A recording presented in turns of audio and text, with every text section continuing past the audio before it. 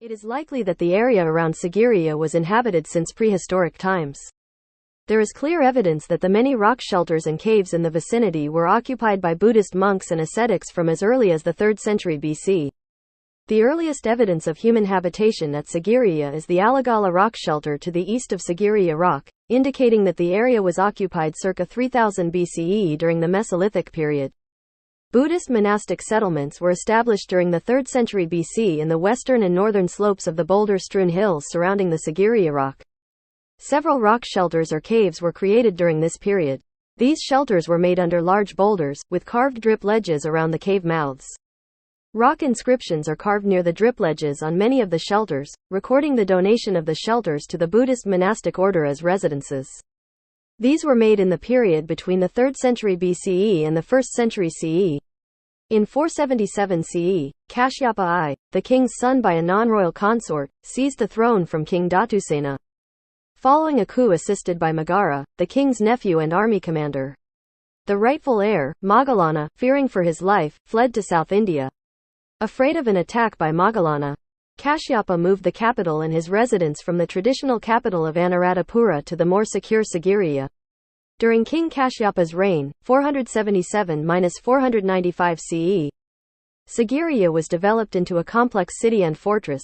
4. Most of the elaborate constructions on the rock summit and around it, including defensive structures, palaces, and gardens, date from this period. The Kulavamsa describes King Kashyapa as the son of King Dhatusena.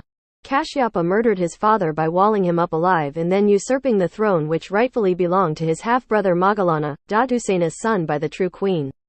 Moggallana fled to India to escape being assassinated by Kashyapa, but vowed revenge.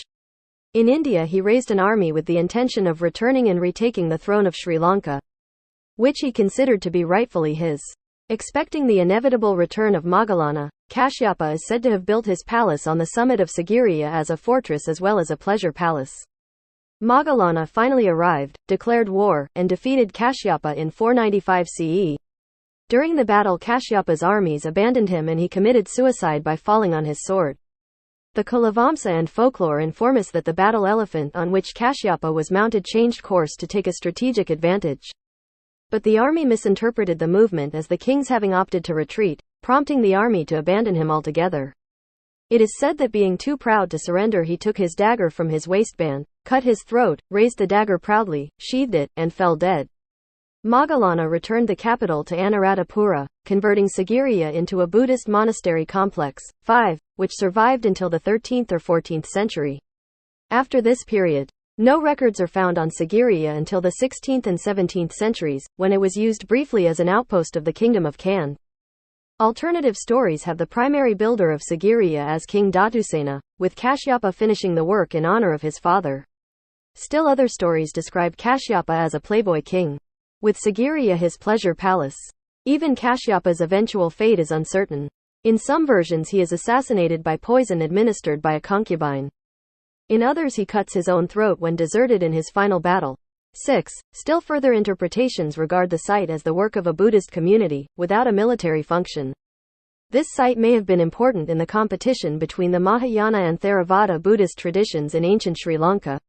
In Professor Senarath Paranavathana's book The Story of Sigiri, King Dhatusena is said to have taken the advice of the Persian Nestorian priest Magga Brahmana on building his palace on Sigiriya. According to Paranavathana, during this period over 75 ships carrying Marundi soldiers from Mangalore arrived in Sri Lanka and landed in Chala to protect King Dhatusena, most of them Christians. King Dhathusena's daughter was married to Magara, a Christian and the commander of the Sinhalese army.